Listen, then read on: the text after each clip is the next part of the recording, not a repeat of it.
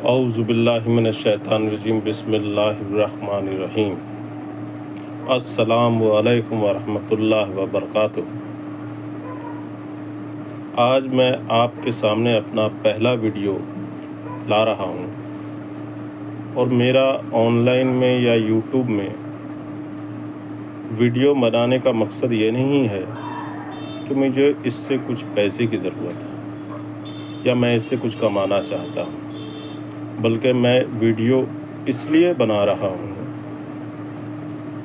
کہ اللہ کے بندے میں سے اگر کوئی ایک دو بندہ بھی کامیاب ہو جاتا ہے اللہ اور اس کے رسول کو پانے کے لیے تو میری محنت کامیاب ہو جائے گی، اور اس لیے ہی میں یوٹیوب میں جڑا ہوں آپ لوگوں سے، اور آپ لوگوں کا بہت بہت کرم نوازش شکریہ ہے کہ جو آپ لوگوں نے میرا ویڈیو کو دیکھا اور اس کو لائک اور شیئر کیا۔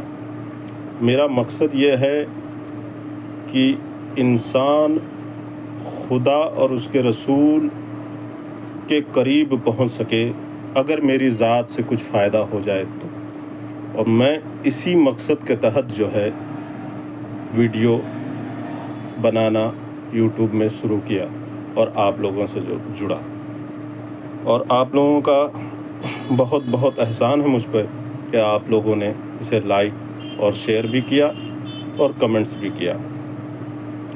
تو میرا جڑنے کا مقصد یہ ہے کہ اللہ اور اس کے رسول کی راہ میں، اس کو پانے کی راہ میں، صراط المستقیم کو پانے کے لیے جستجو میں جو لوگ ہیں ان لوگوں کو اس راستے میں کامیابی کس طرح مل پائے۔ اس لیے جو ہے میری طرف سے، میں تو ایک گناہ گار خطا کار بندہ ہوں اور اللہ سے اپنی گناہوں کا توبہ طلبگار کرتا ہوں۔ میری چاہت یہ ہے کہ اللہ، بہت سارے لوگ ایسے ہیں سلسلے میں، اور میں بھی ایک جو ہے سلسلہ قادریہ اور تیغیہ سے جڑا ہوا ہوں، میں بھی سلسلہ کا ہی جو ہے ایک عام انسان ہوں۔ تو میرا مقصد تو آپ لوگ جان ہی گئے ہیں، میرا مقصد ہے کہ اللہ اور رسول سے عشق محبت کرنا اور اس کو پانا، اللہ اور اس کے رسول کے قریب پہنچنا، یہی زندگی کا مقصد ہے اور اس میں ہی کامیابی ہے۔ جس کو اللہ اور اس کے رسول مل جائے اس کو ساری کائنات مل جائے۔ رب العالمین جو ہے وہ ہمارا رب ہے، اور رحمت للعالمین ہمارے حضور صلی اللہ علیہ وسلم ہے۔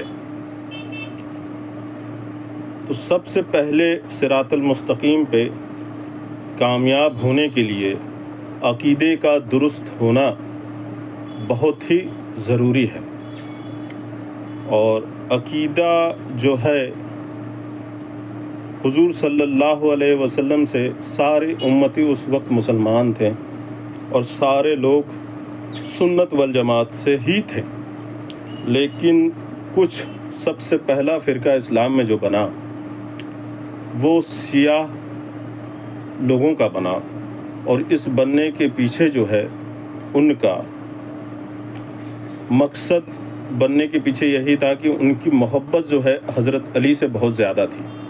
محبت کے بنا میں اسلام میں پہلا فرقہ بنا اور وہ فرقہ تھا سیاہ، اور بعد باقی سارے آج جتنے بھی آپ فرقے دیکھ رہے ہیں یہ سارے سنت والجماعت یا سیاہ سے ہی ٹوٹ کے بنا ہوا ہے۔ تو مجھے کسی بھی فرقے کی برائی کرنے کی کوئی دلچسپی نہیں ہے، اور میں کسی بھی فرقے کو برا نہیں کہہ رہا ہوں۔ ان کا عقیدہ ہے کہ وہ صراط المستقیم پہ ہے، وہ ان کا عقیدہ ہے، وہ چلے، اور میرا عقیدہ جو ہے کہ میں صراط المستقیم پہ تو میں چل رہا ہوں، مجھ سے کسی کا کوئی جنگ نہیں ہے کسی بھی فرقے سے۔ اور رہ گئی بات کہ ایمان اگر آپ کا درست نہیں ہوگا تو آپ کا عمل جو ہے وہ راہ گاہ چلا جائے گا۔ اگر کافر کلمہ لاکھ پڑھ لے اور نماز پوری کرے اور نفل نماز بھی اگر 200-300 رکعت بھی پڑھ دے، اگر اس کی ایمان لا الہ الا اللہ محمد رسول اللہ پہ اگر نہیں ہے تو اس کا جو ہے سارا اعمال برباد ہو جائے گا۔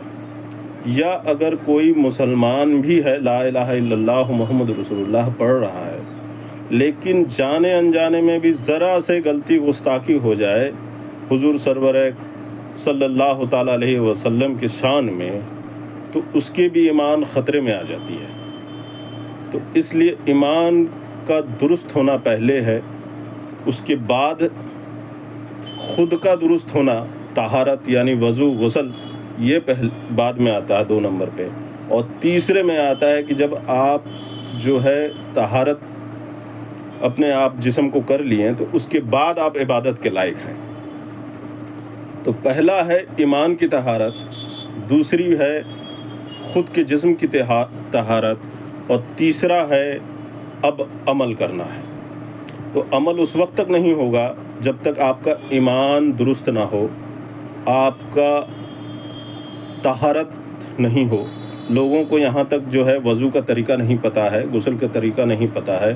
اگر طہارت ہی نہیں ہے تو نماز کیسے ہوگی پھر؟ تو یہ ہم ایک دن میں تو ساری باتیں نہیں ہو سکتی ہے۔ آئندہ جب میں ویڈیو بناؤں گا تو کوشش کروں گا کہ ایمان اور طہارت پہ کچھ باتیں ہو جائے، تو اس کے بعد پھر عمل کی طرف آگے جاؤں گا۔ اور میری کسی بھی فرقے سے کسی طرح کا کوئی جنگ نہیں ہے، میں ایک اللہ کا بندہ ہوں معمولی سا، اور مجھے اللہ کی بنائی ہوئی ہر چیز سے پیار اور محبت ہے، اس لیے کہ میرے رب نے بنایا، چاہے وہ ہندو ہو، مسلم ہو، سیاہ ہو، سنی ہو، دیوبندی ہو، یا دیگر کسی بھی فرقے سے وہ تعلق رکھتا ہو، لیکن میں اسے اس لیے پیار کرتا ہوں کہ اس کے جسم، اس کی جان ساری میرے رب نے عطا کی ہے۔ اور صوفیوں نے بھی اسی طرز پہ تبلیغ کیا۔ اور رہ گئی بات، کچھ لوگ جو ہے وہ گمراہ کر دیتے ہیں بڑی بڑی بات، زبانی بات بول کر، اور ایمان کو دھوکے میں ڈال دیتے ہیں۔ تو میں آیا ہوں صرف آپ کو یہ بتانے کہ آپ کی ایمان مضبوط ہو جائے، آپ کا طہارت بہتر ہو جائے، آپ کا عبادت جو ہے اس درجے پہ پہنچے کہ وہ رب کے سامنے، اللہ اور اس کے رسول کے نزدیک قبولیت کی درجہ اختیار کر لے، کہ آپ کی عبادتیں سارے قبول ہونے لگ جائے۔ میں تو گناہگار بندہ ہوں، میں خطا کار بندہ ہوں، تو میرے طرف جو ہے وہ دھیان دینے کی ضرورت نہیں۔ آپ کو صرف اپنے اس رستے پہ چلنا ضروری ہے جو وہ صراط المستقیم ہے، اور جو اللہ تک جاتا ہے، اللہ کے رسول تک جاتا ہے۔ اللہ کے رسول مل جائیں گے تو خدا کا رستہ ملنے میں دوری زیادہ نہیں ہے۔ اگر آپ کو نبی پورے طریقے سے مل گئے، ان کا رستہ مل گیا، تو پھر آپ کو جو ہے اللہ کا رستہ پانے میں وقت نہیں لگے گا۔ جو نبی کا رستہ ہے وہی اللہ کا رستہ ہے، نبی تو چلا ہی ہے اللہ کے راستے پہ۔ اور کچھ لوگ، آج میں ایمان کے اوپر ہی بات کر رہا ہوں، طہارت کے بارے میں بات نہیں کر رہا ہوں۔ تو ایمان یہ ہے کہ کچھ لوگ کہتے ہیں کہ جو مانگو اللہ سے مانگو، اللہ کے علاوہ دوسرے سے مانگنا شرک ہے۔ تو میں کہتا ہوں اس پہ کہ جو مانگو بے شک اللہ دینے والا ہے، لیکن اللہ نے دنیا میں ڈائریکٹ کلام کسی سے نہیں کیا اپنے نبیوں کو چھوڑ کر، اور ہر ایک کا ایک ذریعہ بنایا ہے۔ آپ کو بھی دنیا میں لایا تو آپ کے ماں باپ ایک ذریعہ ہے۔ تو اسی طرح بات یہ سننے میں بہت اچھی لگتی ہے کہ جو مانگو اللہ سے مانگو، اور اللہ کے علاوہ دوسرے سے مانگنا شرک ہے، لیکن میں اس میں اسی بات سے بہت سارے لوگ گمراہ ہو جاتے ہیں۔ تو اسی چیز کو کہتا ہوں، بے شک جو مانگو اللہ سے مانگو، اللہ کے سوا کسی اور سے مانگنا جو ہے وہ غلط ہو جاتا ہے۔ دینے والا ذات اللہ کا ہے، لیکن وہ ذریعہ بنایا ماں باپ، آپ بیوی ہے، بچہ ہے، ماں باپ ہے، دنیا داری ہے، عہدے میں لوگ باس سے بھی مانگتے ہیں، ماں باپ سے بھی مانگتے ہیں، باپ سے پیسے مانگتے ہیں، بیوی سے روٹی مانگتے ہیں، بچے سے کسی چیز کو لانے کے لیے کہتے ہیں. تو یہ مانگنا شرک نہیں ہے، اللہ سمجھ کے کسی سے مانگنا شرک ہے، نہ کہ کچھ بھی مانگ لیا آپ کسی سے تو شرک ہو گیا. آپ اگر اللہ سمجھ کے مانگ رہے ہیں تو شرک ہے. آپ اگر اللہ کا بندہ سمجھ کے مانگ رہے ہیں، آپ اپنی بیوی سمجھ کے مانگ رہے ہیں کوئی چیز، اس کی ضرورت کی کام کی چیز، آپ اپنے ماں باپ سے، اپنے باپ سے کچھ پریشانی ہے تو اس کا حل کرنے کے لیے اپنے باپ سے پیسے مانگ رہے ہیں، تو یہ شرک نہیں ہے. امام صاحب مسجد میں چندہ مانگ رہے ہیں، یہ بھی شرک نہیں ہے، اس لیے کہ امام صاحب بھی اللہ کے بندے سمجھ کے چندہ مانگ رہے ہیں. تو اللہ کا بندہ سمجھ کے، اللہ کا ولی سمجھ کے، اللہ کا بندہ سمجھ کے، یا اپنے ماں سمجھ کے، اپنے باپ سمجھ کے اگر آپ مانگ رہے ہیں تو یہ شرک نہیں ہے. یہ دنیاوی جو ہے اللہ نے رشتہ بنایا ہے، آپ کو سیلری بھی مانگنا پڑتا ہے اپنے باس سے، تو یہ شرک نہیں ہے. اللہ سمجھ کے کسی سے آپ کچھ بھی مانگیے گا تو وہ شرک ہے، اور وہ جس جگہ مانگیے گا وہیں شرک ہو جائے گا، کسی جگہ جانے کی ضرورت نہیں ہے. تو آج کی بات اتنا ہی ہے کہ اللہ سمجھ کے کسی سے مانگنا، اللہ کا بندہ سمجھ کے مانگ رہے ہیں تو صحیح ہے. اب باپ کو اگر آپ اللہ سمجھ کے مانگیے گا، باس کو آپ خدا سمجھ کے مانگیے گا تو شرک ہے. لیکن باس کو باس سمجھ کے مانگ رہے ہیں اور اللہ کو اللہ سمجھ کے مانگ رہے ہیں اور ماں باپ کو ماں باپ سمجھ کے مانگ رہے ہیں، تو یہ ماں باپ کو ماں باپ سمجھ کے مانگ رہے ہیں، یہ شرک نہیں ہے. تو آج کی بات جو ہے اتنا ہی ہے. اور دوسری بات جو ہے، لوگ اللہ کے ولی کے در پہ جاتے ہیں تو اللہ کے ولی سمجھ کے جاتے ہیں، نہ کہ اس کو اللہ سمجھ کے جاتے ہیں. تو اللہ کے ولی کے در پہ بھی دعا مانگنا شرک نہیں ہے. لوگوں کے گمراہی میں مت آئیے گا. لوگ غلط بات بتا دیتے ہیں، ارے اللہ کے ولی کا در وہ در ہے جہاں سے ولایت چلتی ہے، لوگوں کو ولی بنانے کا در ہے. خانقاہوں سے ولی بنتے، وہ خانقاہ ایسی یونیورسٹی ہے جہاں سے لوگوں کو ولایت کا درجہ ملتا ہے اور بڑے بڑے ولی بنے ہیں لوگ. تو خانقاہ وہ یونیورسٹی ہے. لیکن میرے بھائی، یہاں کسی بھی فرقے کی کوئی بات نہیں ہے. سنی ہے تو کیا ہوا، خانقاہ میں بھی آج کل بہت سارے پولیٹکس چلتے رہتے ہیں. تو بات ہے اپنے ایمان کو بچانا ہے اور اپنے آپ کو عبادت میں لگانا ہے، اور کسی طرح کا کوئی بھی خلل، پریشانی، ذہنی الجھن، یہ صحیح وہ غلط، اس سب پہ نہیں جانا ہے. چاہے وہ سنی کرے، چاہے کوئی بھی فرقے والے لوگ کریں، اس میں نہیں ہے. اس لیے کہ دیکھیے، دودھ کے دھلے تو کوئی نہیں ہے، غلطی گستاخی ہر ایک سے ہوتا ہے. لیکن اگر آپ کا عقیدہ صحیح ہے، آپ کا عبادت صحیح ہوگا تو ضرور اللہ آپ لوگوں پر اپنی نور کی بارش عطا کریں گے. اور اللہ کے سامنے دیر ہے، اندھیر نہیں.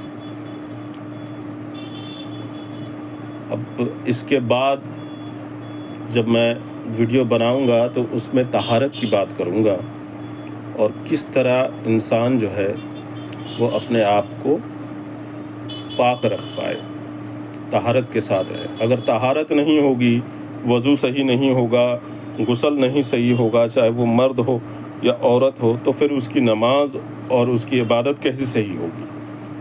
تو غسل اور وضو کے بارے میں اگلے ویڈیو پہ کوشش کروں گا میں بات کرنے کا، اور اگر کچھ ذہن سے چھوٹ گیا ہے تو اس کے بارے میں بھی بات کروں گا. وآخر دعوانا بولے ہیں. سبھوں کو، دیکھنے والوں کو میرے طرف سے سلام عرض ہے، اور میں آپ کا ایک بڑا بھائی سمجھیے یا چھوٹا بھائی سمجھیے، میں آپ کے ایک بھائی جیسا ہوں. تو میں چاہتا ہوں اگر ایک بھی بندہ کامیاب ہو گیا تو میری محنت جو ہے وہ کامیاب ہو جائے گی.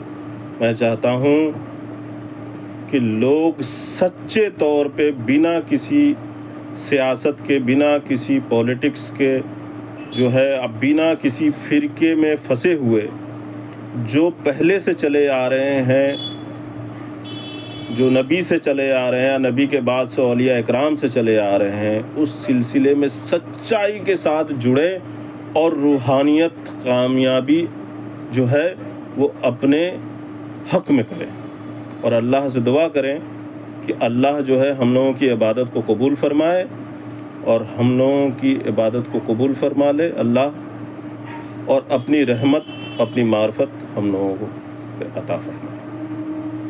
اب میں اسی بات سے آج کی گفتگو ختم کر رہا ہوں۔ وآخر دعوانا السلام علیکم ورحمۃ اللہ وبرکاتہ۔